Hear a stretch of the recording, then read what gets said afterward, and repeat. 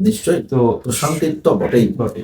তো স্যার যেমন আপনি আপনার জায়গা থেকে ছোটবেলা থেকেই যেহেতু আগ্রহ ছিল সঙ্গীত নিয়ে সেহেতু আপনি হায়ার স্টাডি করেছেন। তো এমনও তৃণমূল পর্যায়ে এমনও স্টুডেন্ট থাকে, শিক্ষার্থী থাকে যারা শিখতে চায়, জানতে চায়। তো তারা তাদের মনে কিছু প্রশ্ন থাকে যে সঙ্গীত নিয়ে পড়বো, কেন পড়বো?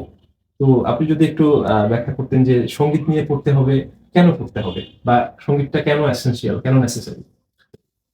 হ্যাঁ, এটা খুবই একটা ভালো প্রশ্ন করেছো। আমাদের দেশে আসলে আমরা তো সঙ্গীত কর্মী খুবই কম। হুম, হুম। হ্যাঁ? তো কাজে আমাদের প্রত্যেকটা পরিবারেরই ধারণা, সঙ্গীত নিয়ে কি করবি? সঙ্গীত নিয়ে পড়ে কি করবি?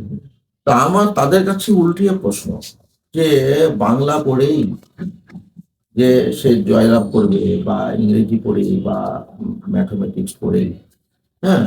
সেটাও যেমন মেহনত করে একটা ভালো জায়গায় গেলে পারে সে ভালো সুনাম করবে। হুম, হ্যাঁ?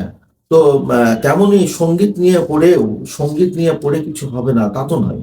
সঙ্গীত নিয়েও যদি সেই পাণ্ডিত্য অর্জন করে তাহলে সে আ কেন আ পিছিয়ে থাকবে? আপনার আরেক জ্বলন্ত উদাহরণ। হ্যাঁ, আমার মতে তাই বলে যে প্রত্যেকটা সাবজেক্টই হচ্ছে আ গুরুত্ব আছে। হ্যাঁ? হুম, সেই সাবজেক্টটাকে ভালোমতো যদি সামনের দিকে এগিয়ে নিয়ে যাওয়া যায়, হুম। তাহলে অবশ্যই সে আ ভালো কিছু করতে পারে। অবশ্যই। আমরাও সেটা বিশ্বাস করি এবং আ একটি সুষ্ঠু সমাজ প্রতিষ্ঠার জন্য মিউজিকে আমার মনে হয় যে সংগীত আ অত্যন্ত প্রয়োজন। আপনার নিশ্চয়ই। আপনার কি মতামত? অবশ্যই। এটাও একটা খুবই ভালো প্রশ্ন যে আ সঙ্গীত আমার যতটুকু মনে হয় যে আ প্রত্যেকটা পরিবারে প্রত্যেকটা পরিবারের ছেলেমেয়েদের হয় সঙ্গীত চর্চা, না হয় খেলাধুলা, না হয় আবৃত্তি বা নাটক। অর্থাৎ সাংস্কৃতিক মানে বিষয়গুলো। হ্যাঁ, হুম, আর্ট কালচারের দিকে থাকাটা অবশ্যই হুম, দরকার। তাহলে আমার এই ক্ষুদ্র সাঙ্গীতিক জ্ঞানে হুম। আমার যেটা বলে যে অন্তত সেই ছেলেটার হাতে কোনো বন্দুক উঠবে না, নাশকতা করতে পারবে না। নাশকতা করতে পারবে না। এটা আমি আমার এই সাংগীতিক আ অল্প একটু ধারণায় আমি এটা বলতে পারি। খুব সুন্দর করে আ আমাদের বুঝিয়ে দিলেন স্যার। আ আরেকটা বিষয় স্যার আপনি আপনার এই যে এডুকেশনাল জার্নি এতদূর পড়াশোনা করলেন, এত কিছু জানলেন।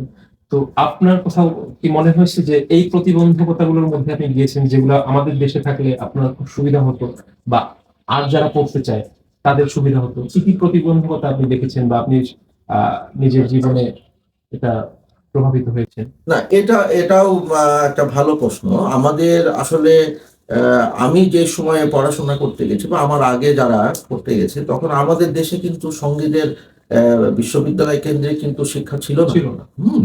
কাজে প্রতিবন্ধকতা তো অবশ্যই ছিল। হুম, মানে পড়াশোনা করতে গেলেই দেশের বাইরে যেতে হবে। আর সঙ্গীত নিয়ে পড়তে গেলে পারে ইন্ডিয়া ছাড়া, হ্যাঁ, আমাদের উত্তর ভারতীয় সঙ্গীত, হ্যাঁ, হ্যাঁ, উত্তর ভারতীয় সঙ্গীতকে জানতে গেলে, শিখতে গেলে অবশ্যই কিন্তু নো ডাউট ভারত। হুম, হুম, এখন বর্তমানে আমরা তো শিখে-টিখে এসে এখন আমাদের বাংলাদেশে যেভাবে বাংলাদেশ সরকার যেভাবে বিভিন্ন ইউনিভার্সিটিতে ইতিমধ্যে আ আগে ঢাকাতে শুরু হয়েছে। তারপরে হচ্ছে রাজশাহী, রাজশাহী বিশ্ববিদ্যালয়, ময়মনসিংহ। এখন ময়মনসিংহ, হুম, তারপরে হচ্ছে চট্টগ্রাম, হুম, জগন্নাথ, আ রবীন্দ্র আ জগন্নাথ, তারপরে রবীন্দ্র বিশ্ববিদ্যালয়। বিশ্ববিদ্যালয়।